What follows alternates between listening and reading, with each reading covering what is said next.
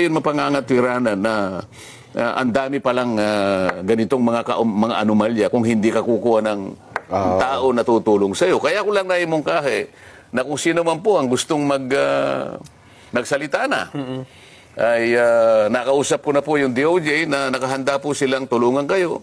Basta sasabihin po ninyo yung katotohanan at maituro ninyo yung mga taong nasa likod. Ayun. Mas malalaki sa inyo. Ang nangyari nga lang, bumaligtad naman ang DOJ. O, yan nga.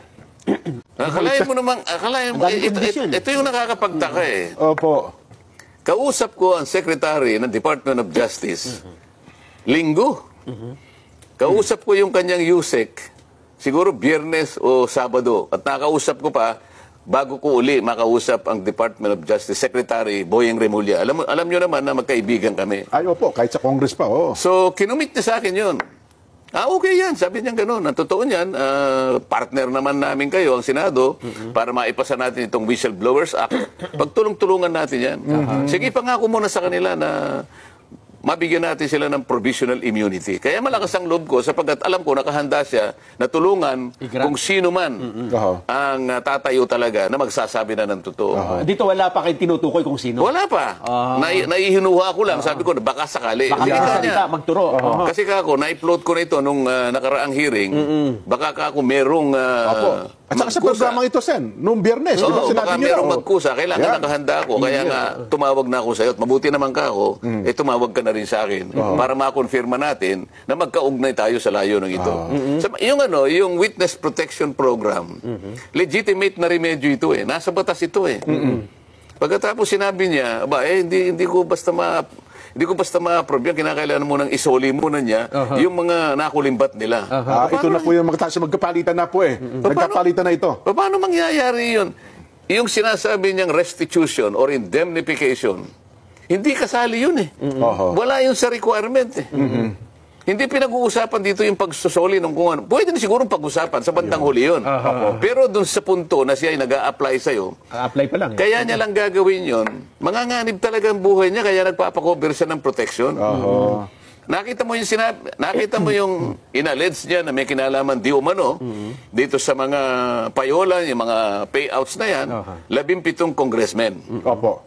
At 10 mga tao na yung iba ay private individuals at yung iba naman ay mga kawani at opisyalis ng DPWH. Sa mga tweet, 10 sa panig ng DPWH at saka pribadong mga mamamayan at 17 congressmen.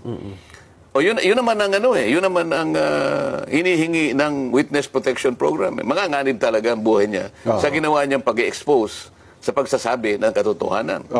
Sa panig niya, yun ang totoo eh. Pero yung unang usapan niyo po ni Sec Boying, walang mga ganong conditions, Sen? Alam naman niya na wala eh. Kaya basahin mo yung batas. Napakasimple naman ang batas. Ngayon, ito namang aming bagong Pangulo ng Senado ngayon. Yun ang kanyang idinadahilan kung bakit yung sulat na binigay ko na dapat pirmahan niya para umabot sa Secretary of Justice. Nag-research naman ako sabi niya. Ayun na nga po, hindi na nakita ko na kinakailangan palang magsoli. Ang aking kinalulungkot dito, kung talagang nag-research sila, bakit hindi nila binasa yung batas?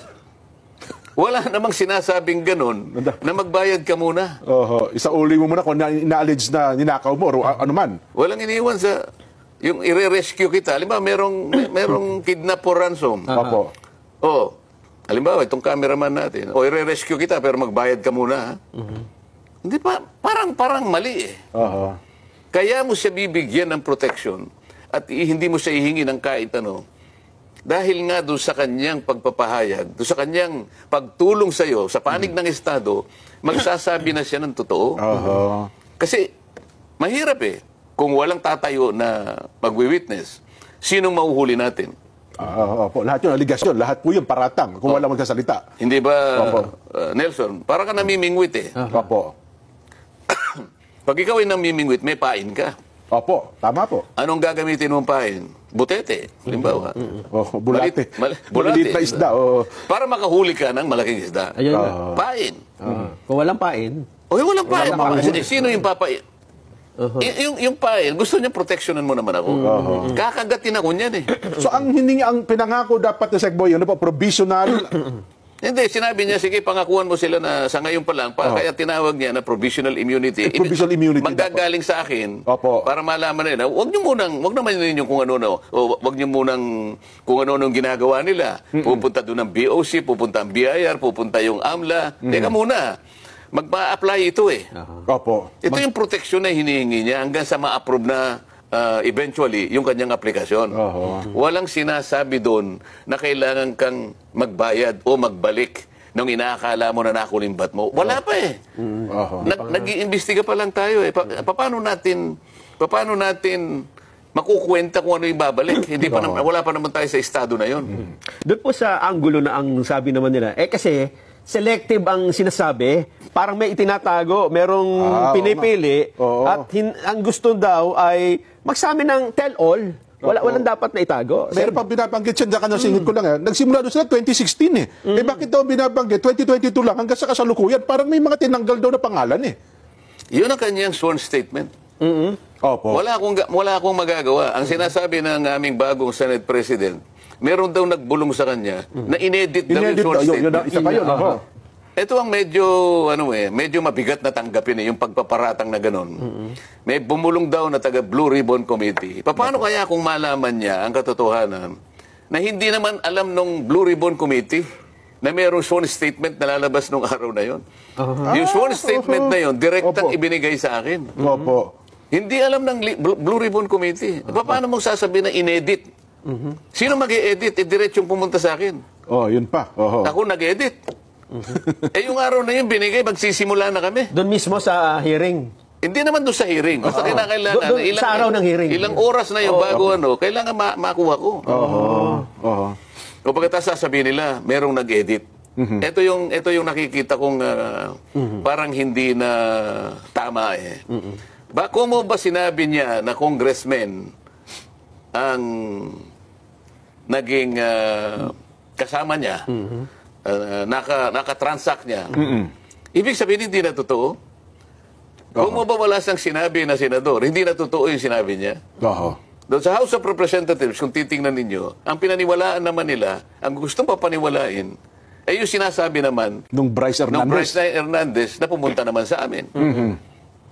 Nakikita mo, sinasabi nila na hindi kanya totoo yung sworn statement ng mga Diskaya. Opo. Bakit nila pinresent yung Mayor Vico ng Pasig? Hindi ba dahil sa kalaban niya yon? Ano naman nung aming presidente na Senado ngayon, yung Vico Soto? Hindi ba pamangkin niya? Pamangkin, yes po. O di may politika dito, hindi ba? Kaya mo lang ba sinasabi, kaya mo dinidiminish yung value nung sworn statement na yon dahil kalaban siya ng pamangkin mo sa politika. Kung ako siguro, dapat hindi ako magkukomment sa bahagi na yun eh. Opo. Sapagkat kalaban ng aking pamangkin ito. Hindi siguro magre-recuse siguro ako eh. Hindi ikaw ang magbo-volunteer na palagay ko inedit ito. Sa aking palagay maraming butas ito. Hindi ka dapat magsasabi ng ganon sapagkat magiging bias ka. Dahil kalaban niya ng pamangkin mo. Sa politika. Itingnan mo na lang. Tinawag si Mayor Vico sa House of Representatives. Hindi para magbigay ng testimony. Hindi para magbigay ng dokumentong makakatulong para makakuha ng maraming batayan. Nagsabi siya ng opinion niya Tungkol sa mga Diskaya. na sinungaling ang mga taong ito. Yes, opo. Ang opinion ba'y tinatanggap sa pagdinig? Opinion mo yun eh. Sa bawat pagdinig, mapakorte man o ibang quasi-tribunal, quasi-judicial tribunal, ang opinion, dinabaliwala. Hindi tinatanggap ang opinion. Bakit kinakailangan siyang magpahayag ng opinion doon? O pagkatapos, inahanap ko yung Bryce Hernandez. Kasi pinahiram sa House of Representatives at doon ay tumistigo. O ba't hindi na sinuli? Opo. Tinanong ko yun. Sabi ko, Mr. President, bakit hindi sinuli sa atin? Hindi ba? Ito yung sulat mo. Babasahin ko sa iyo. Opo. Paihiram ko sa inyo. Sabi niya, pero pagkatapos ng hearing ninyo, ibalik ninyo ng madali. Opo. Ligtas dito sa Senate. O ba't pinanatili mo ka ako sa Quezon City QCPD? Sa Krami. Sa Krami. Sa Krami. Detention Center. Opo. Sa Krami. Bakit Custodial ganun? Center. Nag-request sa akin si Speaker. Teka muna. Opo. Yun na yung napanood namin na nagkaroon ng viral ngayon sa social media. Bakit pag na-request ni speaker, sabi ko, sumusunod ka sa speaker? Pero yun naman daw po kasi siya, na-request ng Bryce sa Kongreso. So bilang puno ng Kongreso, siya naman ata... Sino ba dapat magpasya kung saan siya madidetain? Basic.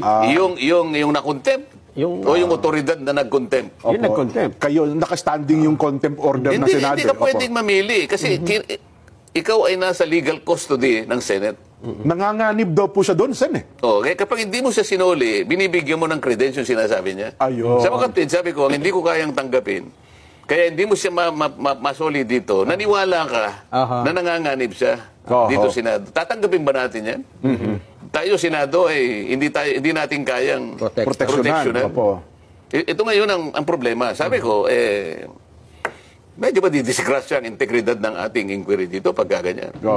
Bakit ayaw mo siyang bigyan ng witness protection program at kinakailangang magsoli? Bakit si Hernandez, hindi mo siya sinabihan na magsoli ng perang katakot-takot na halos bilyon-bilyon ang ipinatalo? Mas malaki pala ang pera din noon, ha?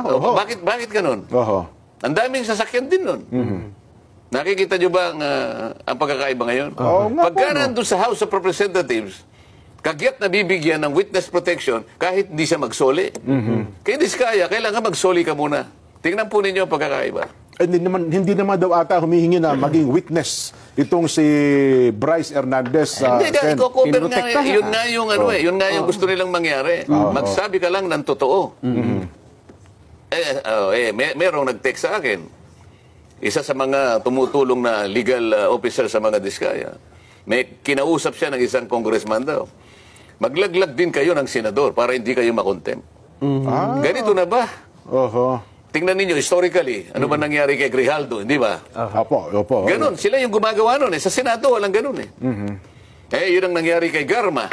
Yan ang nangyari kay, doon sa polis, yung Ed, nakalimutan ko yung apelyido. Pero sa Senado, walang ganong klaseng kasaysayan. So, gusto ko makita ninyo yung pagkakaiba. Meron ka bang karapatan na sabihin mo na may butas itong parang hindi totoo, parang inedit? Bakit mo huhusgahan ang sworn statement ng isang tao nung ihayag niya nung ako pa yung chairman ng Blue committee? Ribbon, opo. O bakit nung ako'y napalitan na? Ibig mo sabihin, yung proceedings namin ay papalitan mo rin. Pinagtalunan, inapprove, ito yung ginawa namin, napatunayan namin na kailangan niyang magkaroon ng protection. Ito yung hiningi niya. Kaya gumawa kagad ako ng sulat bilang chairman. Bininbin niya. Alam niya kasi papalitan na pala ako. So, ang ginawa niyang dahilan ngayon, kaya hindi niya pinirma yung sulat ko, hindi na ako ang chairman. At binigay niya raw kay Chairman Ping. Si Chairman Ping naman, nag-uusap na raw naman pala sila, kailangan magsoli muna. So, yun po yung nangyari.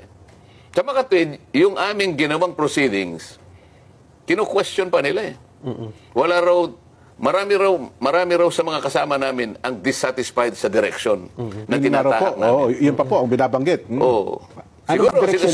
Siguro, liwanagin natin. Ano bang direksyon ang gusto nyo? Ayun. Di ba? Kami ang direksyon namin matuwid Kayo, anong gusto yung direksyon? Sino siya para sabihin niya na dissatisfied? Sino sa mga kasama namin dissatisfied? Baka naman yung leader ng House of Representatives ang dissatisfied sapagkat puro congressmen ang binanggit.